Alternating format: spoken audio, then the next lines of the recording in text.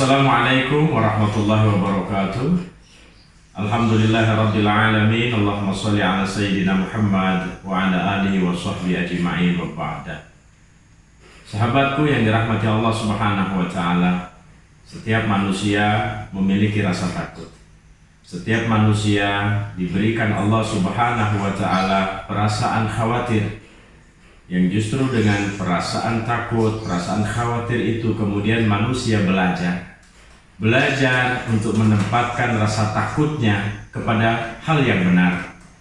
Kalau kita takut kepada sesuatu selain Allah Subhanahu wa taala, takut dengan hantu, takut dengan jin, takut dengan syaitan, takut dengan kematian, takut dengan hilangnya jabatan, takut dengan segala sesuatu, maka ketakutan-ketakutan semacam itulah yang dilarang oleh agama.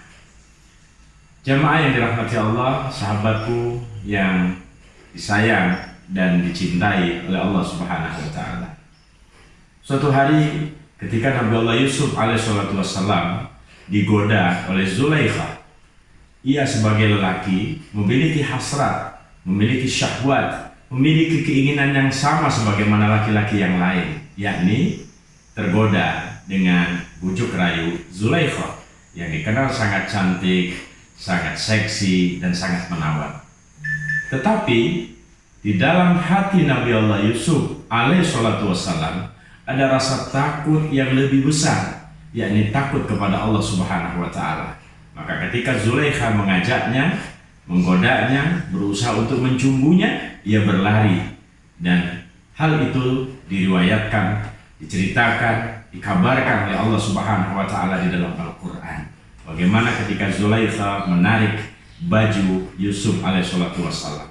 Apa yang menjadi alasan Nabi Allah Yusuf alaihissalatu wassalam menolak ajakan dari Siti Zulaikha yang sangat luar biasa mempesonanya? Nabi Allah Yusuf mengatakan, "Inni akhafullah."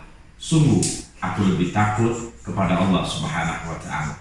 Jamaah yang dirahmati Allah, sahabat yang dicintai dan disayangi Allah Subhanahu wa taala. Sungguh perasaan takut inilah yang harus kita miliki.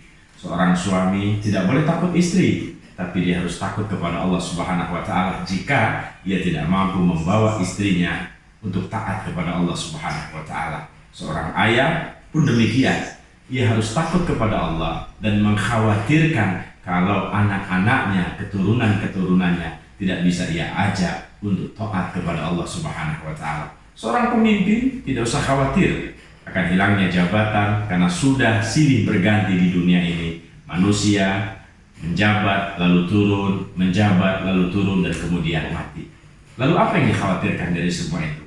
Kekayaan pun telah diceritakan Allah Subhanahu wa taala, bagaimana Qarun sangat luar biasa, bagaimana Fir'aun yang berkuasa luar biasa. Semua diceritakan Allah untuk kita ambil pelajaran bahwa sesungguhnya segala sesuatu selain Allah Subhanahu wa taala tidak perlu kita khawatirkan, tidak perlu kita takutkan.